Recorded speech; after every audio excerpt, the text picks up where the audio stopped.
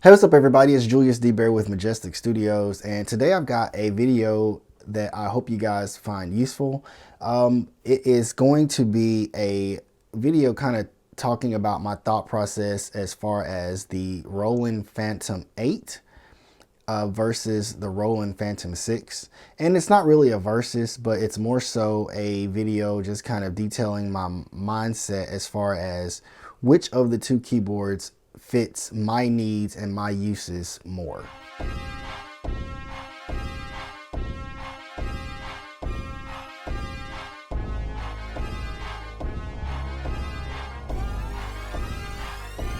Alright, as you guys know, I have had my Roland Fantom 8 for about a year now, and it has served me great. I've utilized it in the studio for sounds that I've needed, as well as in sessions with other people. They've used the Roland Fantom as well. I have found it to be a great keyboard. No complaints about it. I have the EX update installed in it. It has a wide range of sounds and can meet needs of pretty much anything that you need to get as far as sounds from a keyboard. Now, with that said, I had an opportunity to purchase a Roland Fantom 6, and I decided to take that opportunity because of the price point that it was set at. I just kind of couldn't turn it down. I wanted to utilize that to compare the two to see how they felt as far as a tool, as far as inspiration, the keys on the 6 and how it feels. And of course, once I got both keyboards in hand, or actually before I got both keyboards in hand, I started to think I don't really have a need to keep both of them. So I was trying to decide at that point which keyboard I was going to keep and why. That's where this video generated from. I wanted to kind of let you guys inside my head as far as which one of these keyboards I plan to keep. All right, so I do want to give this disclaimer. This video is featuring the Roland Fantom 8 and the Roland Fantom 6, but you can really utilize the information and the thought process from this video to make a decision, an educated decision for any 88 versus any 61 key keyboard, especially if they are of the same type, meaning like the exact same keyboard model, but just a different size. So take that for what you will, and I hope this information helps you. Now, this is the Roland Fantom 8, and it is a wonderful keyboard. The keybed feels great.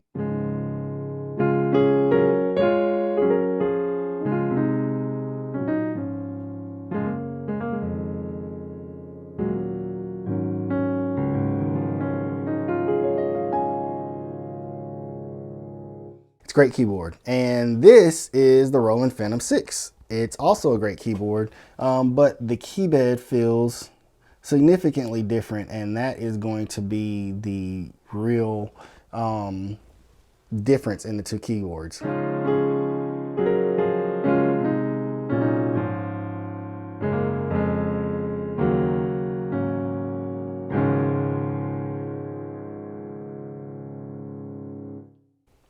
All right, so here lies the first point that I want to bring up.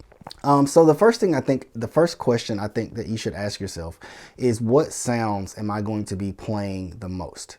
So the Roland Fantom 8 is an 88 key keyboard, and it has weighted piano keys. So if in your set or the way you normally use your keyboard, if you are mainly playing mains, which means piano, if you are playing piano and that is the way you plan to use the Roland Fantom or whatever 88 key keyboard you have, if that's how you plan to use it, then the 88 key is the one that you should pick.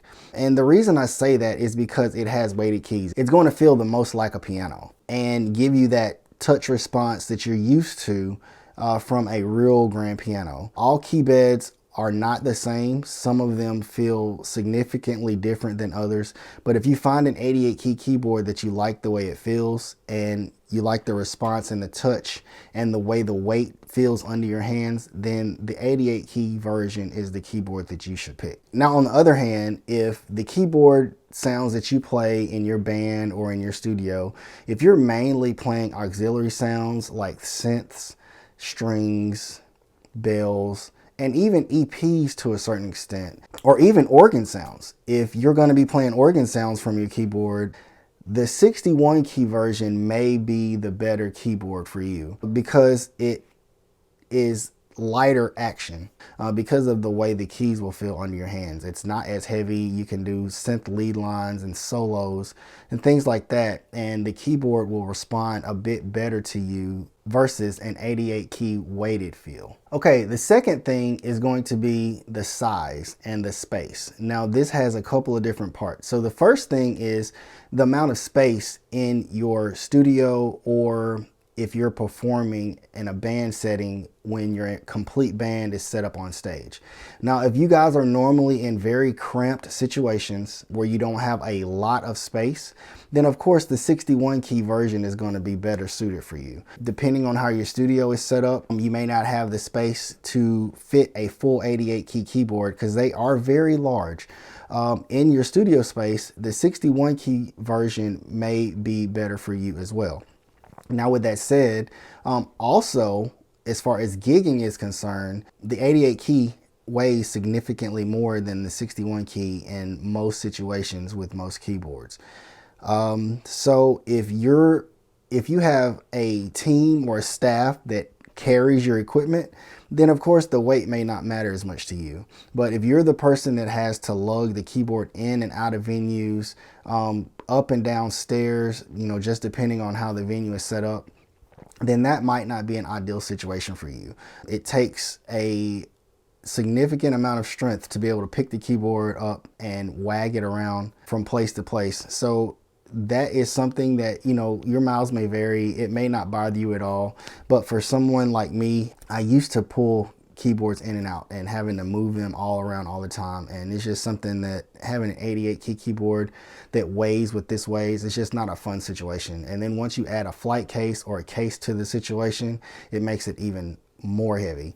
So in those type of scenarios, if you're gigging a lot and this is going to be your primary keyboard that you're using, you probably would want to consider the 61 keyboard for that situation as well. As far as gigging is concerned, the 88 key versus the 61 key, something else that you should also consider is loading the keyboard in and out of your car. Depending on your car size, the 88 key keyboard could be very cumbersome to get in and out of a car. Unless your seat's let down from your trunk to the inside of the back seat, it could be very hard to get the keyboard comfortably and safely inside of a car. Sometimes you can get an 88 key keyboard across the back of a seat, a back seat, in the back seat, completely taking up the back seat, but that's not really an ideal situation, especially when you consider the safety of the keyboard and keeping it in good condition. We don't have to worry about the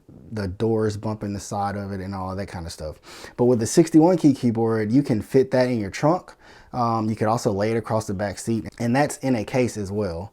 So if you're going to be transporting the keyboard all around a lot, not just because of the heaviness and the weight, but also considering being able to transport it safely in and out each weekend or however often you play. But the 61 key is very easy to do that with. All right, something else that I thought very heavily about was that if you find, or if you have an 88 key keyboard, you figure out one that you really like the way the keys feel, then you can buy the 61 key version of the Fantom or whatever keyboard it is that you're interested in, and you can just use MIDI from the 88 key into the 61 key. You can get the same benefits of the 88 key version as far as having the weighted keys to play, but you only have the 61 key version of the keyboard, and that way it doesn't take up as much space and it's not as heavy and those type of things that I've mentioned already. So if you understand MIDI and you know how to set up MIDI, then you can easily set up a MIDI keyboard, a standard MIDI keyboard, to work with the Roland Fantom, and it should be able to get the job done. Now, with that said, there is one thing that I must mention, and I will show you guys an example of this. But with the Roland Fantom, the way they layer their sounds, the sounds are set up on separate MIDI channels. So even though when you play the keys, you're able to trigger multiple sounds at one time, if you're using a MIDI keyboard and you are transmitting on a single MIDI channel, it's not going to trigger the entire layer. It's only going to trigger the sound that is assigned to the same MIDI channel that you are triggering or sending information on. Now, these days, a lot of the upper end keyboards, you're going to be able to set up the ability to send on multiple MIDI channels at one time. But I know at one point that was a bit of a challenge as far as keyboards were concerned. Let's say, for example, that you were transmitting on MIDI channel 1, and the MIDI keyboard that you were sending the information to had 3 sounds layered, and they were all receiving that information on MIDI channel 1. Well, when you tried to change the fader to change the volume of one of the sounds, since they were all reading on the same MIDI channel, it would change the volume of all of the sounds at one time. So that is a problem. You don't want that because it messes up your blend. You want the individual sounds to respond individually to a volume or to volume control. And so in order to do that, you had to put them on different MIDI channels. So once you put them on different MIDI channels, now your MIDI controller that is only sending on a single channel is only sending MIDI information to one of those sounds. So you need to make sure your MIDI controller can send MIDI messages on multiple MIDI channels simultaneously. The Roland Fantom can do that. The Yamaha Montage can do that. The Korg Kronos can do that. The Nautilus can do that. And the Motifs can do that. But with the Motifs, you have to set up something within master mode in order to be able to do that.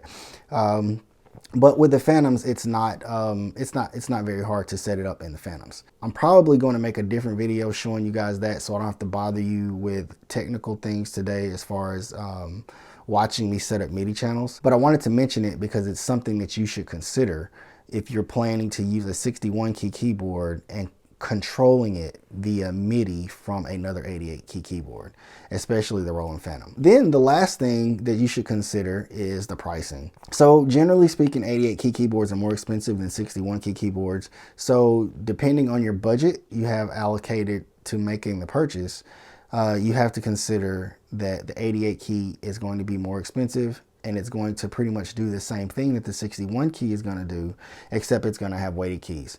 So, you know, that may or may not be important to you, but I definitely wanted to mention it. So for me, you know, where I am right now, I am still trying to decide. I really enjoy the 88 key versions of keyboards, and you know, if you look at my videos, you see that I do have a lot of 88 key versions. Now there are some times where I wish that, you know, I would have gotten the 61 key instead, just because of some of the advantages that I mentioned today as far as portability and space. But every time the situation comes up where it's time to buy a keyboard, or I'm considering buying a keyboard, I usually make the decision to get the 88 key version. But for me, in a lot of cases, my keyboards do remain stationary in my studio, so I don't have to deal with the transporting and the weight. But those isolated times where I have had to take the keyboard away from the studio, I have been very remorseful and thinking like, man, I wish I had gotten the 61 key instead. But that changes the entire dynamic significantly. So I just wanted to make mention of these things to you guys as far as what's going on in my head with an 88 key version versus a 61 key.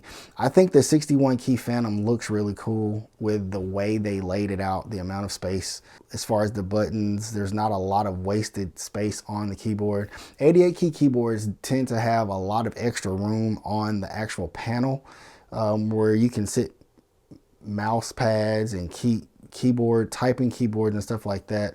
But the 61 keys look really cool, and I think I enjoy the way it looks. I am inspired to play it. It does make me want to play it. It just looks nice the way it's set up. And the 88 key looks pretty much the same, but it's just a lot bigger. So like I said, I just wanted to share this quick video to let you guys kind of in on what I'm thinking as far as the differences and how I view my workflow, and how the 8 version would work for me versus the 6. So leave a comment below and let me know how you guys make a decision on whether you're going to buy the 88 key or the 61 or the 76 key version of a keyboard. If there's some advantages or disadvantages that I left out or I failed to mention, be sure to leave those down below so people that come behind and look at this video or read the comments, things that they could see that you consider that I may not have mentioned here, and it may be a help to someone. Like I always say, I hope you guys enjoy the content. Please like, share, subscribe, leave a comment, and share the content. Until next time, Majestic Studios, we're out.